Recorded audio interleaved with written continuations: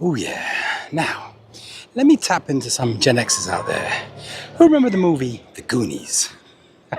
That was my favorite, watching The Goonies. And as a kid, watching that was like next level stuff. I really thought I'm gonna find a pirate ship one day full of treasure and I'm gonna be rich like they were. But that story, that movie was just, growing up to that, The Goonies was amazing. And The Goonies also had a very important message, that movie. And I ain't gonna tell you because it's gonna spoil it if you haven't watched it. So I said you should go watch The Goonies because growing up as a child, I loved it. Until today, I'll still watch it. Yep, 46 years old, I'll still watch it again and again and again. There was another movie, NeverEnding Story, like that too. That's more a fantasy movie, making you feel like with fairies somewhere. But it was good, it was good. And then you had, of course, The Wizard of Oz, and of course, Return to Oz. Did you know that Return to Oz really scared me, let me tell you? Oh, there were some scenes that I was like, gave me the Jeepers Creepers, And there was another movie called House, I think it was called House. That was a scary movie. And when I look at these movies now, I'm like, that scared you? Yeah, big wuss. As a kid, though. I mean, that was like next level stuff. That was scary, Since we're talking movies, there's other movies I used to love as well, like Beetlejuice. Growing up to these movies, Honey, I Shrunk the Kids. Well, was I think teenage years, I can't remember, but anyway. And then, of course, there was, I think Big. It's called Big. Yeah. Some movies, I'm telling you, they really remind you of a childhood, the good old days, Well, whatever was in the good old days. But there were some movies linked to some good days and cartoons as well, Growing up, cartoons were different back then, what we have today. Today's like far advanced. And some of the cartoons today, I think they're for adults, they're not for kids, but we still love them, right? You gotta get that kid in you to feel alive from time to time, you see. Oh yeah, right.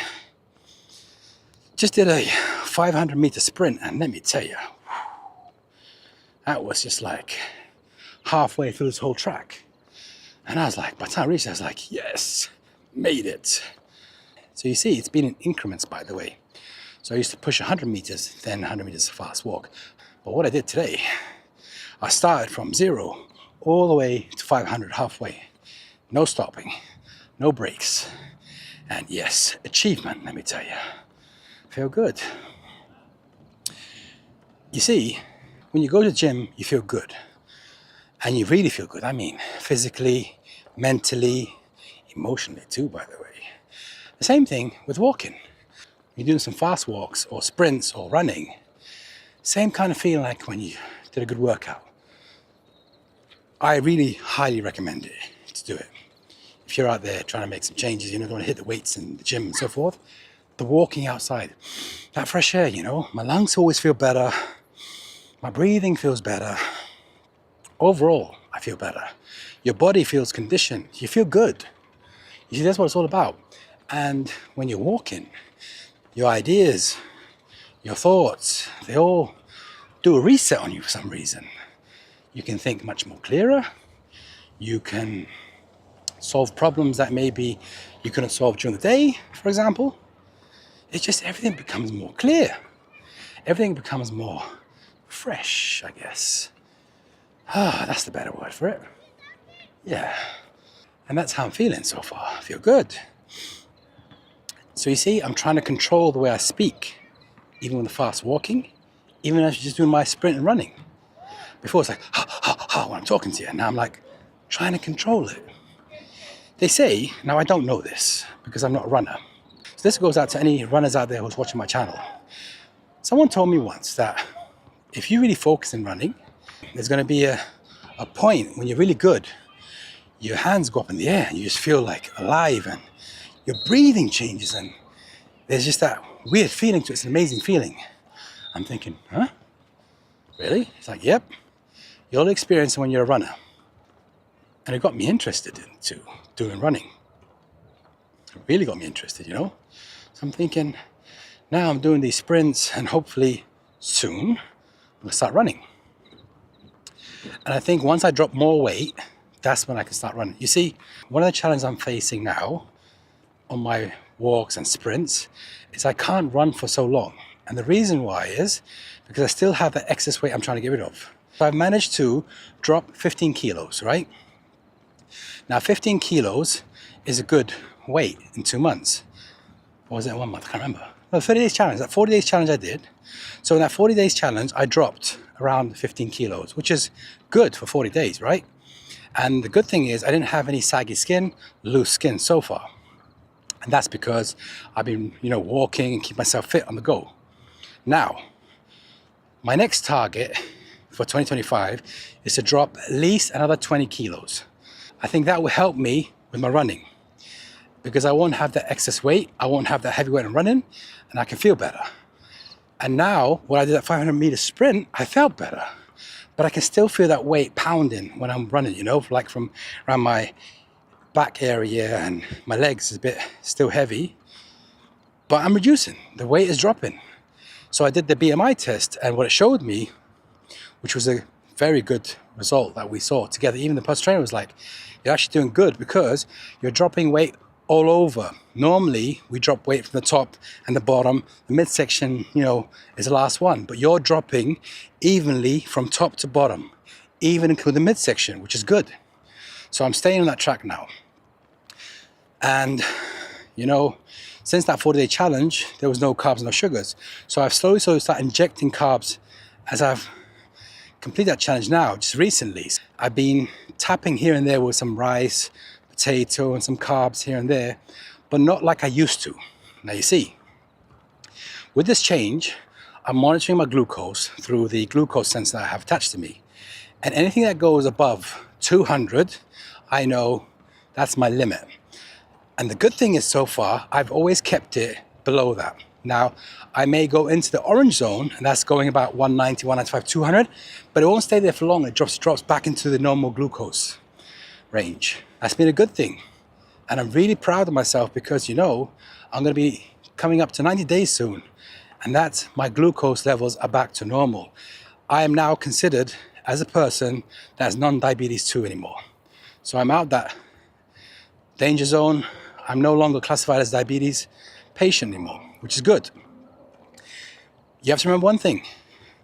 Doesn't mean, yes, I've achieved and go back to your old, no. Don't go back to your old lifestyle. Don't go back to your old eating habits. Now, I've trained myself to pick up new habits. This is secret key here, people. You see, once you train yourself to change a habit, no matter how long you keep training yourself, slowly, and it changes, right?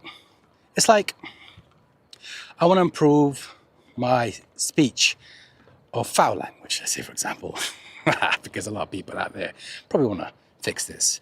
So you want to learn how to reduce the foul language. When I'm talking about foul, like swearing, If I swear today, I'm going to remind myself and write it down how many times I sweared.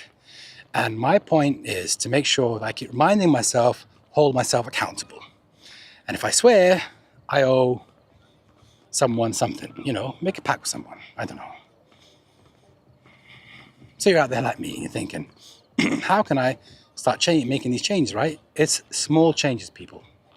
You see, if you start recognizing what you're doing every day and you work on that bit by bit, slowly, and you work on these changes, small changes, day by day, you see the change happen.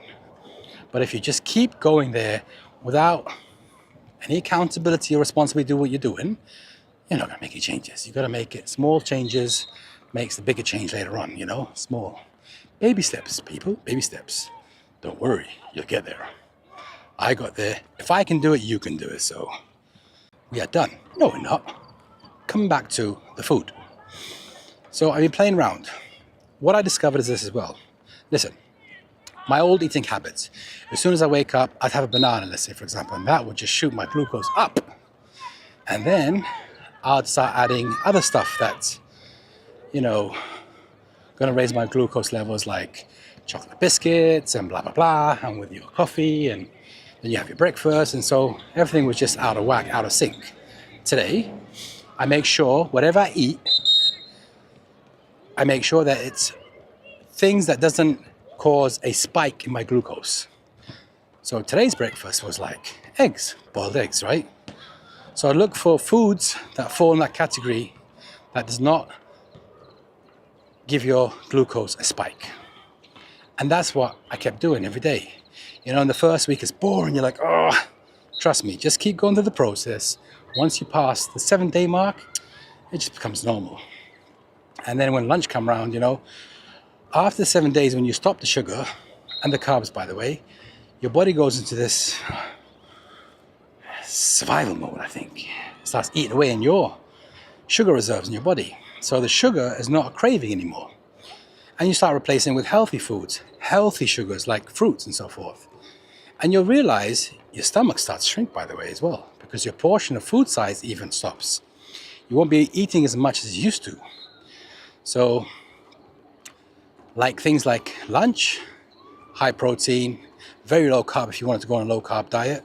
I've done that before, by the way. So I used to go on low carb diets as well. I've tried the keto diet. I've tried so many diets. And it just didn't work for me. But as I kept trying new things, I kept discovering new things. So with this glucose monitor now attached to me all the time, now I know exactly what the foods that increase my insulin levels and what doesn't. I discovered something about potato. Now, if I ordered potatoes from a fast food joint, it would spike my sugar levels up in the roof. But if I cooked my French fries in the air fryer, the strangest thing is, it doesn't even raise my glucose levels to a level that, like, that's strange. Then I realized even how we cook the food that plays a major role in where you get the food from. So, cook at home, I guess, that's the best thing. So I'm just sticking to grilled food, lean, clean meals. And when I want sugary stuff, if I wanted chocolate, dark chocolate. No more of that other chocolate. And if I wanted to have to be a treat once in a while, not like every day like I used to before. I was a bad sugar monster, let me tell you. You know, I used to do silly things like this. Let's say, you know the small Kit Kat bars, the twin pack, small ones for the kids? I'd get 8 of them, put them next together. That's one big Kit Kat. Trying to convince myself that that's normal. That ain't normal. And that's what you call abnormal. Because I was convincing myself it was good for me and I needed it. And I actually believe and convinced myself that I needed that. When in actual fact, today I look back and thinking, you actually programmed yourself to do that. You didn't need it. Your body was resisting it, but you kept forcing it down there. That brings me to a topic of a habit that I picked up as a kid. Now you see, our human body is the most beautiful machine, if you want to call it a machine. Yeah, I'm going to call it a machine. So our human body is one of the best, remarkable things on this planet. Why do I say this? Your body will tell you and send you signals and tell your brain what's not good and what's dangerous and what's not healthy or good for you. The habit I'm talking about was smoking, for example. So I go back to when I was really young and when I started smoking. And you know when you're young and stupid and dumb, and you're thinking, you want to look cool, you want to grow up quick. It's a funny thing, you know, when you're young, you want to grow older, and when you get older, you want to grow younger again. So anyway, stick to the story. So I can't remember how old I was. And I remember seeing the Marlboro Man. He looked so cool, you know, hitting his cigarettes on the pack and sparking up and lighting up the cigarette. You know, the Marlboro Man was like the man to be when we was a kid. Anyway, so you're thinking, ooh, this looks cool. And then suddenly you get this bad influencing friend that comes in the circle of your friendship. And what does he go and do? Looking like a John Wayne, strong, cool guy with his pack of cigarettes. You know, he's tapping it on his arm, throws out a cigarette, puts it in, gets his funky lighter, a Zippo in the old days, and ching, ching, ching. And he's sitting there coughing his heart out. And you think, wow, he looks like the Marlboro Man. And he's like, do you want one? And you're like, yeah, okay. And you put it in your mouth. And I can still remember to this day, that first inhale. Oh, did I feel sick? I wanted to puke. Our body was rejecting it. And there's me convincing my brain that no, shut up. Turn off all these signals. I feel good. I'm the Marlboro man. And every puff I was taking, I was, I never felt so sick. And that's what brings my point. Your body's telling you, stop, stop, danger, danger. And you're like, shut up, shut up. You switch off. You switch off that switch and you tell your brain, it's okay. So you replace what's not good for you with what's good for you. Get it now? Don't worry, I'm coming up to that movie I'm going to make soon about how to reverse the stuff that we learn to unlearn it to make a change in life. So I hope you enjoyed this one today. I hope I brought some storytelling into it and made it exciting and made you laugh as you was watching me tell you a story. I love it.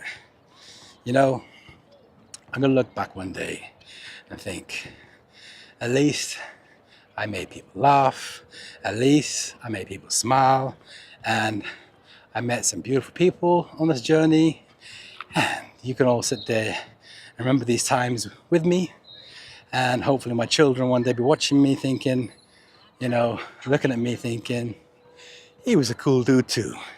He was my dad, and he's cool, We as kids growing up in our generation, we always looked up to our parents, you see. So not everyone looks up to their parents like we'd wanted to look up to them, but you get what you get. Just be appreciative, remember that. And I was raised up to fear my father. But as time progressed, it changed. Anyway, another story, another day. And today, with my kids, I want them to look at me, not to fear me, actually to be the cool dude, the cool father that they can sit there and talk to and say what they want to say without feeling fear.